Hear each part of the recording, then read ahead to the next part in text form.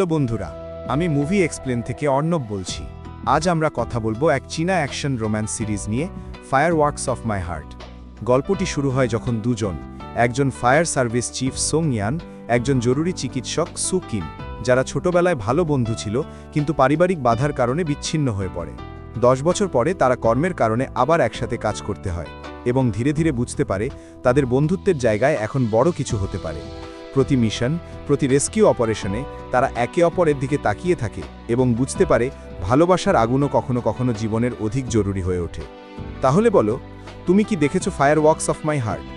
কমেন্টে জানাও তোমার সবচেয়ে হৃদয়স্পর্শী মুহূর্ত কোনটি ছিল। আর মুভি এক্সপ্লেনের সাথেই থেকো, যেখানে প্রতিটি গল্পের ভেতর লুকিয়ে থাকে এক নতুন সত্যি।